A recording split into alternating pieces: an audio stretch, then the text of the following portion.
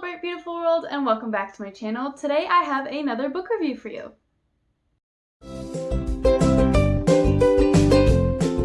So the book that I will be reviewing today is A Court of Mist and Fury by Sarah J Maas.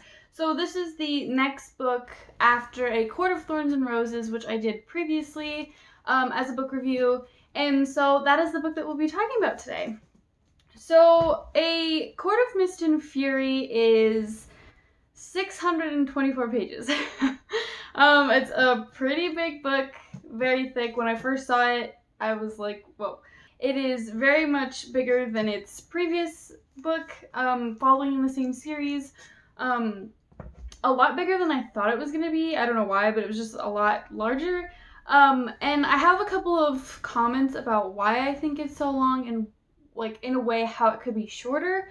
But I will talk about that later in my spoiler-filled review, because there's not much I can say in my non-spoiler review that won't either spoil this book or the previous book. So if you intend to read one or the other, I would hope that you would read the first one first. But especially if you haven't read it, there won't be much that I can say in the non-spoiler review that kind of won't spoil this book or the previous book for you. So another thing that I want to mention about A Court of Mist and Fury is that it is a fantasy romance novel, so its genre is fantasy and partial romance. There's a very heavy romance subplot, so those are the two genres that it would fall under, and it of course is new adult, and I would say even more so this novel than the previous novel.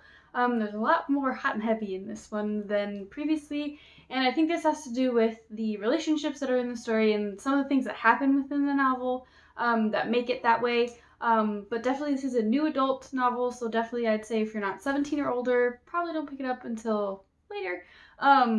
But definitely this is a new adult novel. So we're going to get started with the non-spoiler review, and like I said before, there's not much that I can really say in the non-spoiler review that won't kind of spoil anything from this novel or the previous novel, which was A Court of Thorns and Roses. So if you've read that novel, or if you've already, gone through the whole series, because it's not a brand new series, and you're interested in getting ready, definitely wait for the spoiler-filled review, because then we can have a conversation about it. But of course, I highly recommend that you read the books first before you look at my videos or kind of go into those details, because there's definitely a lot that could be spoiled, and there's a lot of great plot twists and like things that happen in the novel that you wouldn't necessarily think would happen. So yeah, definitely check that out. So we're gonna get right into the non-spoiler free review. And I just want to start off with saying that it was a great transition from the first book into the second book. I was right back into the world and didn't feel like I didn't know anything or didn't feel out of place from the world that we'd previously been in. I will mention later that there are some things that are different with the characters, but definitely not the world. So the world was definitely there. I followed all the rules. I knew all the rules. I was able to see the land clearly. There was nowhere where I felt like I couldn't see where we were or what was happening. Everything was beautifully described. The characters I kind of already mentioned, but they're different in a sense. They're not the same as before. There's definitely, things off about them from the previous novel, and, there's reasons why, but of course you have to read to find out. So the characters were easy to identify, they were easy to see, they were easy to follow. I loved most of the relationships that happened in the novel, both platonic and romantic. There were just really great relationships. There was great connections with characters, except for two that I will mention in my spoiler-filled review that I just thought were a little off. But definitely I thought the relationships were great. The world was amazing. In terms of negative aspects, it's something that I'll cover a lot more in my spoiler-free or filled review. But I just felt like the pacing was off for this book for some reason. I don't know what it was. But I found myself kind of feeling like it was dragging, and it took me about 2.5 to 3 days to finish this book. And usually I read pretty fast, especially if I'm really, really interested in what I'm reading. And that's why I say that it took about 2.5 to 3, because the last like 200 or so pages, I was completely in it. There was nowhere where I felt it dragged or was taking too long. It was like we were right in the action where we needed to be. And I just felt like the first 400 pages were kind of like a setup or like a way to kind of bridge the gap between what Sarah J. Maas had created in the first book and what she wanted to kind of portray and get through in the, second half of the second book. So I just felt like there was too much of a bridge gap, I guess. I just felt like it was dragging a little bit, and there was enough action that at points I was kept interested, but it was like the moments in between those action scenes in terms of like things like happening, that I felt they dragged a little bit too much. And I wasn't sure if that was because I was just like, wow, this is a book, like a big book. I don't know if I'm going to be able to, sit through this. And usually I don't take how big the book is into consideration, because as long as it's packed with enough to keep me interested, I don't care how long it is. I want to spend as much time in this world as possible. But there was just something about those first 400 pages that didn't feel necessary in a sense. And this is just my opinion, and I'm not saying that she did anything wrong.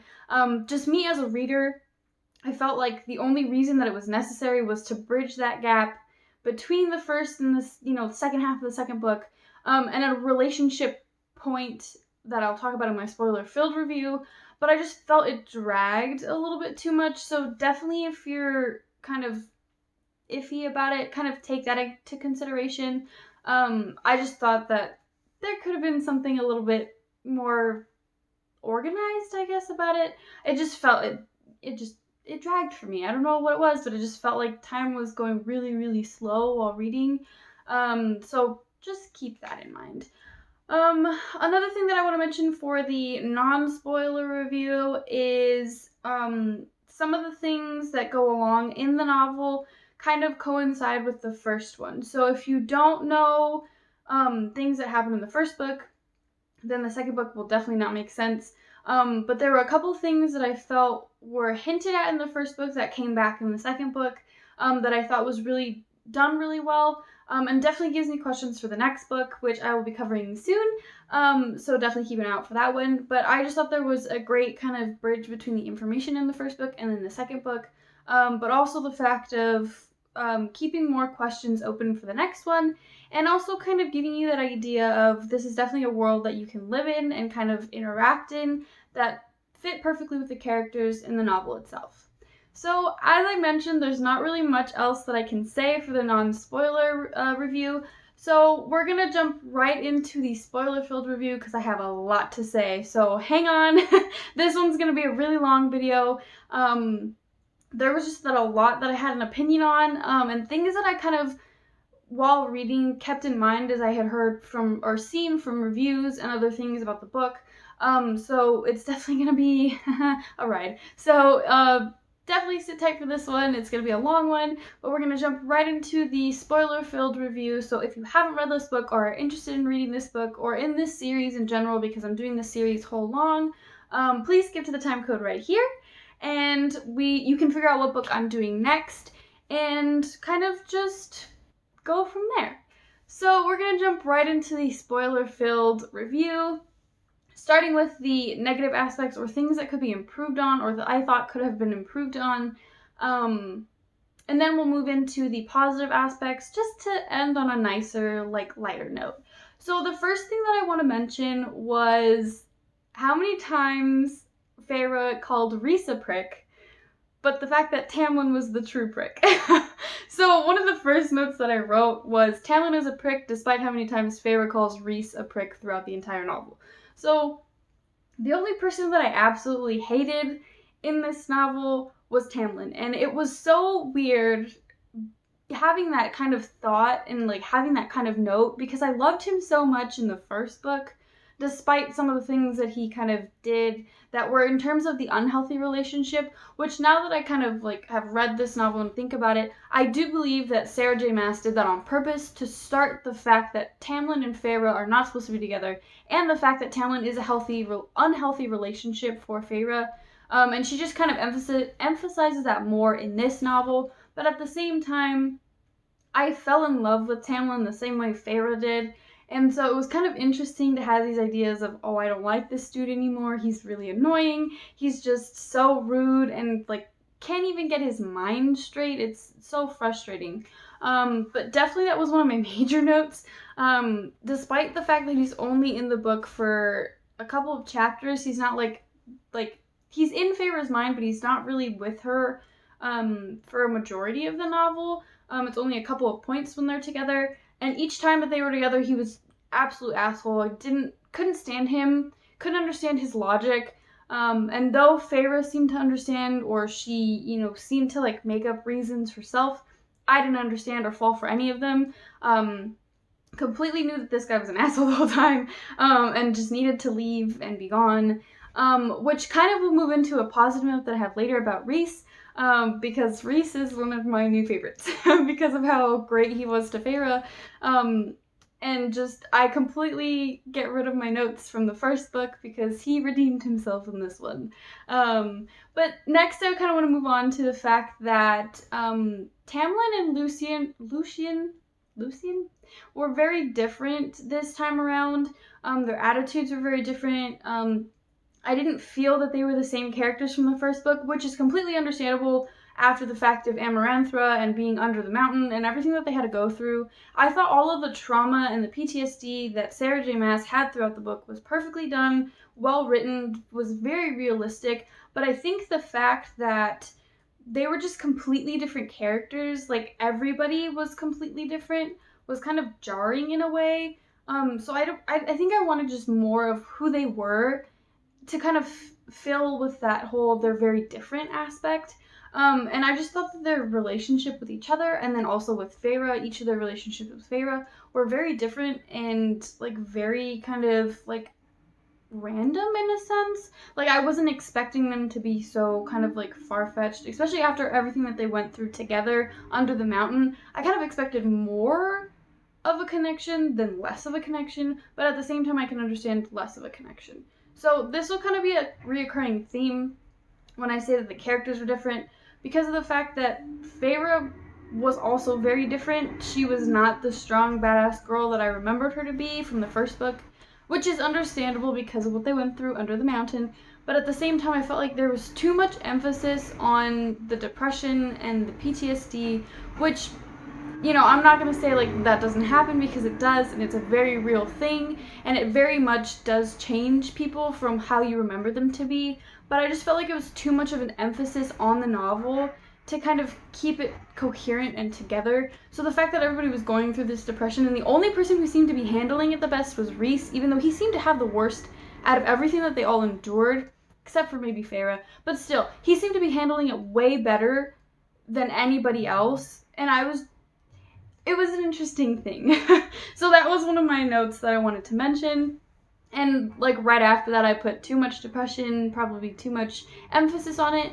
And when I read a novel, it's because I want to escape into a different world and kind of get rid of any emotions that I could be feeling outside of the read. So in terms of feeling those emotions outside of the reading, and kind of using the book to get away from those like negative feelings that I could be feeling, or like needing to like lift myself up and having like positivity rather than the negative aspects, I just felt like it was too much depression, so that could therefore have like helped with the feeling of it dragging so much, which could make sense, but at the same time I think I wanted more uplifting things, especially after how much crap they went through under the mountain. They needed that happy moments, and it just took a while for the novel to get to those happy moments. All of it makes sense. I think I'm just complaining because of the fact that as a reader, I felt like it was dragging a little too much, and I wanted more to keep me engaged rather than having something that was like, I'm sad, I'm very depressed, somebody help me, and then she has this help from Rhys, but she won't take it. There was a lot of things that I wanted more in terms of the love that I felt from the first book, rather than having all of those moments of like, ooh, she's not okay. And wanting to feel like I needed to help her but wasn't able to, if that makes sense. And of course the second half of the novel kind of, builds up after that and gets better, so that I wasn't feeling those feelings anymore, and the action and the pacing went a lot faster for me, but it's just something that I needed to kind of talk about and note. So the next point that I want to move on to is the fact that Feyre has a problem with the fact that Rhys never tells her anything, like, right away. He always kind of, like, tells her after it's already been done, like, after the situation has already been, like, through. like, then he'll tell her what everything is about, and she had a serious issue with that, which I can imagine anybody would. I think I myself would if I always felt, like, left out and was like, why aren't you telling me anything? But once he gave his reasonings for why he never told her certain things, it made sense to me, and I kind of sided with Rhys, I guess you could say, with some of these things, just because he seemed to, like, know Feyre really well, which of course he would because of the, spoiler alert, mating bond that they have, the, like, soulmate bond thing they've got. So it makes sense that he would know her and know, like, what things would set her off and, like, what things would make her, like, pitted against him and, like, that kind of thing. So I didn't really have a problem with the fact that he wasn't telling her certain things because of, like, how she would react and stuff. Makes sense, completely fine with me. I didn't have a problem with it, and some people who may read this book may, you know, completely disagree and may think that it's a part of an unhealthy relationship, which it could be if it gets to be too much and he's, like, constantly doing it. But from the moment that he finally tells her everything, he stops doing that, so I didn't see that as a problem completely. But Feyre just had, like, a serious issue with it, which, you know, I can see why, but there were some things that he would have a reasoning for that I just thought was, you know, logic, and I would also think of the same reasonings. So when he left the map of his court, you know, completely blank and, like, didn't show her anything, this was when she was still with Tamlin and part of the Spring Court, so I understood why he wouldn't tell her certain things because of that reason, and he would explain it that way too. He'd say, well, you know, I wouldn't know if I could trust you, you know, I don't, you know, you're still, you know, loyal to Tamlin, and I didn't know if I would be able to tell you, you know, like, that kind of thing. So he would have reasonings for why he wouldn't tell her certain things, so it would make, like, sense. And this feeds into another point that I had, which is when Feyre finds out from the Suriel that her and Rhys are mates. And, you know, having this whole novel kind of be centered around the two of them and their relationship and kind of, like, them growing, you know, as individual people and then also together, I thought that her reaction to finding out that they were mates was very weird. Just the fact that she seemed to already be, like, warming up to him and already, like, seeming to, like, show that she had an interest in him. All of the fact that, like, the romance aspects and that she seemed to be connected to Rhys already was really, like, weird to see her just, like, shut off, like, automatically and be like, you lied to me. Like, he did it for a reason, and you see why the reason is important and why it makes sense for that reasoning. It just, the fact that she freaked out over it, I just found it really, really weird and kind of, like, not necessary. It was just another way to, like, add to the drama and kind of give them a moment of separation so that they can come back to each other full swing. And I just thought that wasn't necessary. Because if she had just, like, taken it with stride, like, if the freaking Surreal had said, like, hey, Tamlin is your mate, you know, I think it would have been different. Like, her reaction would have been different. So, I don't know. I just feel like there was too much to her reaction that it was just a bit weird and, like, off-putting. Gave you a bunch of, like, unnecessary, like, they could have gone to the mountains together and, like, been in the cabin, and she could have painted in the cabin together. Like, she didn't have to be alone.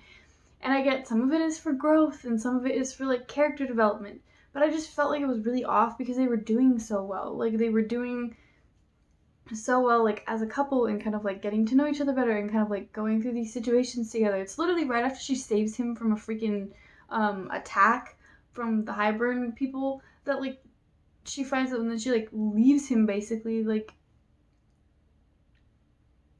bliss, serenity. I just thought that that wasn't necessary at all for her to have that kind of reaction to finding out that, you know, he was her mate. Like, she literally had no problem with it. And when she's asked, like, is it a problem that he's your mate? She's like, no, it's not. Like, then why did you freak out?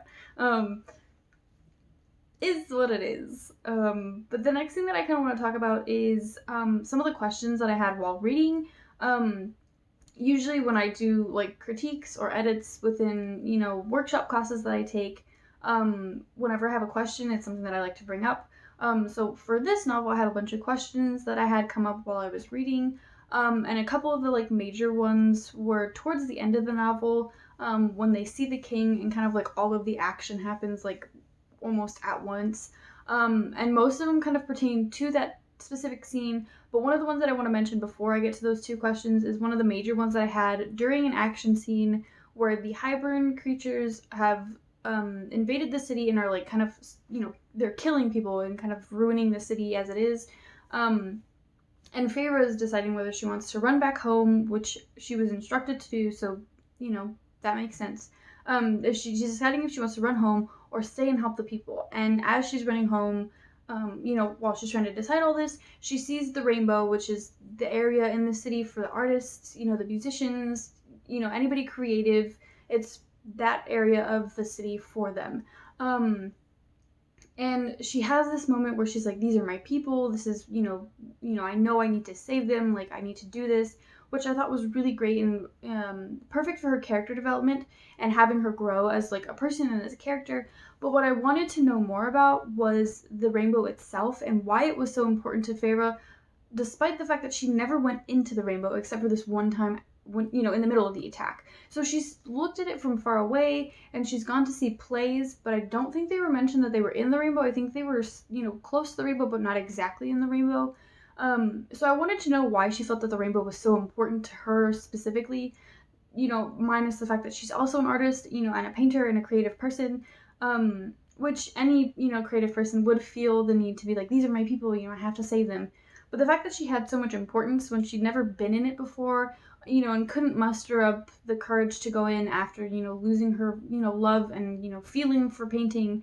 And I just felt like I needed a little bit more there because it seemed like Sarah J. Maas was trying to build up to this one point where, she has to face this, but she made it sound like Feyre had been there before or Feyre had some inkling of going in, which she did while she was with Cassie and she thought about going in.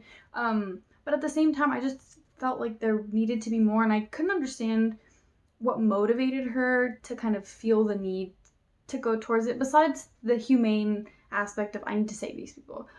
She seemed to have a connection to the people and to the, rainbow itself as an area, and I just didn't see how she did when she hadn't been in it before, had only witnessed it and kind of known what kind of glory was going to be in there in terms of creativity. So I just wanted a little bit more on that. So the two questions that I had near the end of the book happened right at the end, when they're in the middle of this, confrontation with the King of Hybern, and then their group, the Court of Dreams is there to, save the day, and then they get the whole betrayal with Tamlin and Lucien, and then the High Priestess, I can't say her name because I'm not entirely sure how to pronounce it, but the High Priestess that was working with Tamlin, for their wedding, betrays Feyre and Tamlin by giving away her sisters. And then they become Fae, which I was so happy about, because I was waiting for something like that to happen. And most of the things that I kind of will talk about that I won't be as completely surprised about is because most of these things kind of have been spoiled for me already, through reviews that I've looked at and people that I follow on Instagram and things that I've seen through Instagram. It's kind of been already spoiled for me, if that makes sense. So most of these things, if I don't sound completely surprised about, that's kind of the reason why. So I knew that Rhys was her mate, and I kind of briefly mentioned this in the first book review that I did for A Court of Thorns and Roses, is the fact that the look that he gives her is because he's recognizing the mate bond and how it's kind of clicking into place, which he does explain in this book, and I loved his explanation at the end where you kind of get everything from the first book up to the point in the book where he's kind of starting to talk about the events. You get everything leading up from his point of view and what he was thinking and what was going through his mind and why he did certain things that he did. So I really, really loved that. But that's something that I want to mention kind of later. But the whole point of having this battle between the two of them was supposed to be a major point, which I thought was really interesting. But two things that really got to me were right before that they're taken or kind of noticed by the King of Hybern. This whole kind of event with Feyre and the cauldron happens where she touches it and she's not completely in control and she knows that there's something going on, but she doesn't know what's happening. She just knows something else that's not within her control is happening, and I wanted to know what was happening. No one ever describes what they saw because there were people in the room who were watching her while she was holding the cauldron, but no one ever says anything, and I understand that the action immediately follows through, so I'm hoping in the third book that they kind of explain or talk about what happened while they were in the room with the cauldron and what happened to Feyre in that moment that she couldn't remember and didn't know what was going on. So that was my major question. What happened while Feyre was holding the cauldron? What was going on? And then my next question that I had is that Feyre holds the book in her pocket as they're leaving the cauldron room because the King of Hybern comes to take them to like his throne room so that they can have like the whole confrontation and stuff like that. And she has the book in her left pocket. If I do remember correctly, she has it in her left pocket. And then, you kind of forget about that because the King of Hybern isn't looking for the book, he's looking for Feyre and for Rhysand because he has a deal with Tamlin, all of that. So you go through the whole drama of them, having this whole breaking the mate bond, which I know is not true because there's no way you can break a mate's bond. But anyways, so there's a whole drama with all of that. And then you find out from Rhys's point of view that he has the book. Where did he get the book? How did he get it from Feyre? When did they pass that along? Did I miss it? Was it a sentence and I missed it? I didn't understand where the book went from Feyre's pocket to being in Rhys's possession. All I know is that now the Court of Dreams has the book. It's fine, but I want to know how it got there. I want to know how it went from Feyre to Rhys in a matter of moments, if that makes sense. So that was one of the major questions that I had. And then the last kind of thing that I want to mention has to do with Sarah J. Maas's kind of like writing style and how she did this book. So the last thing that I want to talk about is something that has to do with her writing style. And I think this has to do with the fact that it kind of felt like the dragging aspect for me. But the main thing that I kind of noticed was that there are things where Sarah spent a lot of time on in terms of like Feyre's health and like her depression, and that goes with most of the other characters too. And kind of like establishing relationships kind of also took a lot of time, but I felt like that one was more necessary than kind of her health and her depression. That sounds bad, but I think if you read the novel, you will kind of understand what I'm talking about. It just felt like it was very overpowering and like a lot. And I just felt like there were some areas where she didn't spend enough time on. And for an example for that one would be Starfall. And I love that moment so much. Like there was those little moments scattered throughout the book that I just really loved and wanted more time with. And just felt like there wasn't enough time with those. And so just that kind of unequal balance of what could have been spent more time on, what didn't need as much time, was very heavily prevalent in the novel and something that I had a problem with, I'd say, because I noticed it quite obviously and kind of right off the bat, which things could have used more time and which things didn't need as much time. So yeah, that was kind of the last negative thing. So going into the positive things, I did want to say that the very beginning hooked me right back into the world. I didn't have a problem with the beginning at all. It wasn't slow, like kind of how it was for me for the first book. But I did see that there was a lot of kind of re-grappling from like the old, or from, going from the first book, excuse me. She definitely put in a lot of things to kind of, re-jog your memory and kind of put you back in. And I didn't wait very long to read this one after I'd read the first one, so I was kind of already fresh in the mind of like what had happened in the first book. But it was nice to have those refreshers at the very beginning because it really helps you kind of hook yourself back into the world. Another thing that I wanted to mention, which I've already mentioned before, was her usage of a panic attack, PTSD, and depression, all written beautifully, and kind of, very realistic, and kind of helped me feel related to Feyre in that way. It was very relatable. There were moments that kind of made sense, and I could see, her being more human than Fae, which I really liked because it kind of goes back to the fact that she's high Fae body, but still has a human heart, as Rhys likes to put it. So I just thought that was really well done. Another thing that I wanted to talk about was the relationships within the story. So minus Tamlin and Lucian, I felt like every other relationship was established very clearly and well written. The people that you were supposed to hate, you hated. The people that you were supposed to love, you loved. Cassian is probably one of my favorite characters. So is Mor, so is Amren. They're all just very well written that it's hard to not fall in love with these characters. And they were just really well written that loved them all. And the relationships with each other were also very believable. I could see Rhys seeing Cassian and Azriel as brothers, and them kind of acting like brothers, and all of them just acting like this, like, really, wonderful and loving family. So I thought that was really well done also. Another thing that I want to talk about is that the backstories or the backgrounds for each character were also really well established and really well written. There wasn't a place where I was confused on someone's background, except for what Amren is. I'm not entirely sure what she's mixed with, but she's definitely something. So she's the only one that we kind of are left in the dark about, but I'm guessing that'll be explained in the third book. So just all of the backstories were very believable, very heart-wrenching, kind of, showed you why they're all together and why they're so, knit together and so loving and such a huge family, because the fact of, they grew together from these bad experiences that really make them, the people that they are. So I thought that was really well done.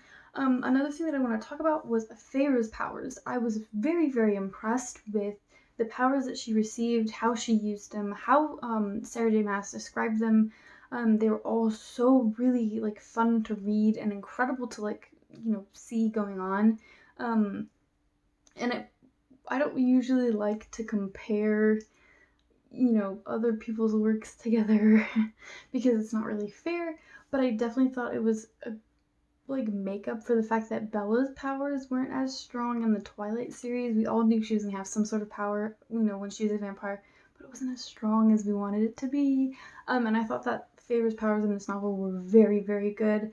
I could see each of them clearly. It definitely showed her power and how strong she was. She's definitely a good match for Rhys because Rhys is also very powerful. So I thought that was a really great establishment of her powers and how she used them and how they worked, and just how important she is in the story and what it means for Feyre to have these powers.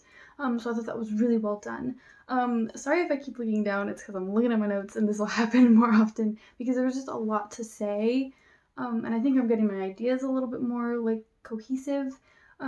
So just if that looks odd, it's because I'm looking down at my notes. So the next thing that I want to talk about is how different the characters were in terms of the first book. And I've kind of already talked about this, but right now I just want to talk about Rhys, and these will be my closing good notes because he was my favorite part of this novel. He was definitely by far one of my new favorite characters. He was just so spontaneous, and you could see him better and see his personality better as he kind of opened up more for Feyre, and Feyre opened up more for him.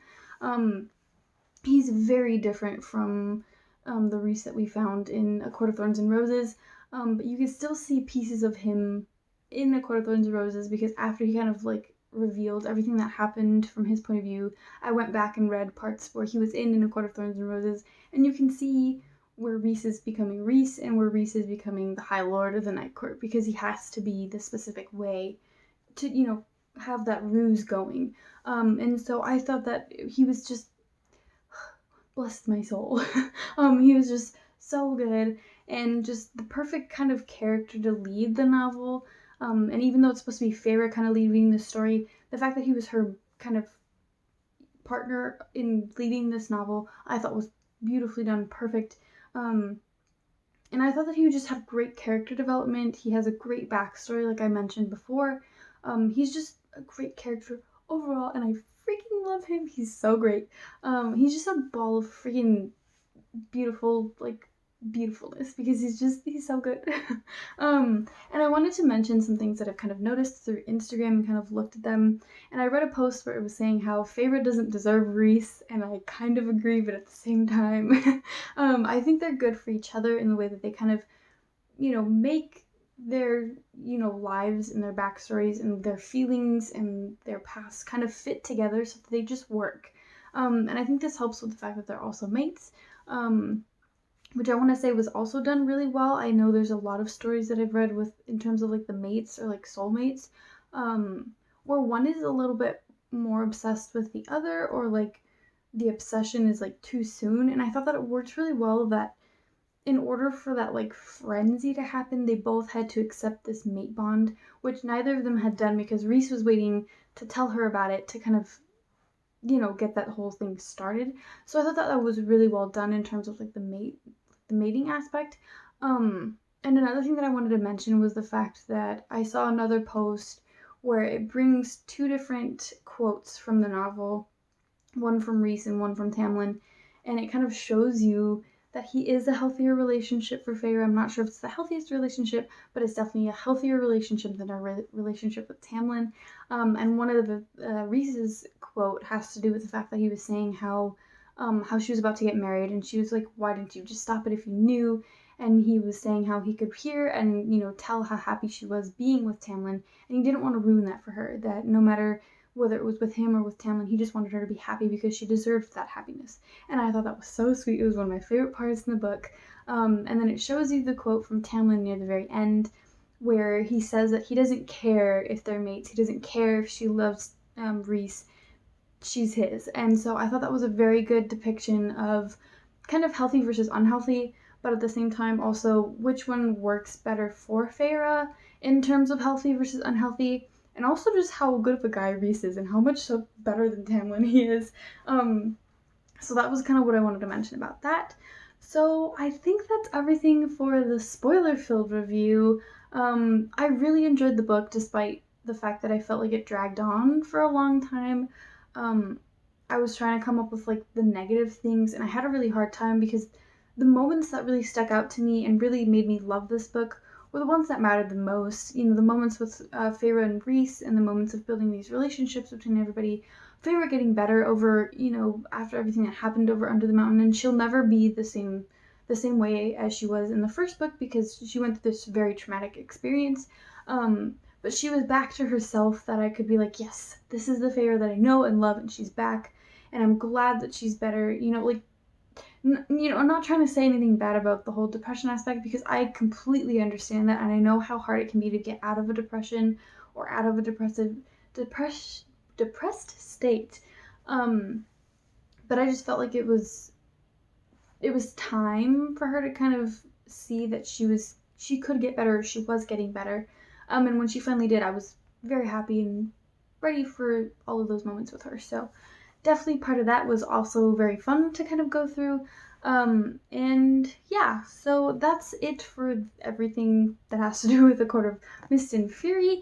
I'm going to give this novel a 3.5, bordering on a 4 out of 5 star rating, just because of the fact that I had so much kind of like so many like notes about it. And I thought like a lot of it could have been condensed a little bit more because of the fact that it was so big. But I thought it was a great read. Despite all of that, I'd read it again. Despite everything I've said, I'd read it again because of how much I thoroughly enjoyed this novel. And I'm very excited to read the next one. It's 699 pages, but I'm very excited to read the third one and kind of close out this Feyre and all of her story into the, because there's 4 books. So there's A Court of Thorns and Roses, A Court of Mist and Fury, A Court of Rings and Ruin, and then A Court of Frost and Starlight. And those last 2 will be coming in the future. So definitely keep an eye out for those if you're interested in this series and kind of want to hear my thoughts about it. The next book that I will be reviewing is Throne of Glass, which is also by Sarah J. Maas, but it's a different series altogether. Yes. It's a separate series. It's the Throne of Glass series. And so I'll be starting with that one in the next video that I do. So I post videos for book reviews every Friday. And so if you follow me on Instagram, you would see the list of books that I have for the month of August. And the next book that I will be doing is Throne of Glass, so keep an eye out for that one. And thank you guys so much for watching. I'll see you in the next video. Bye!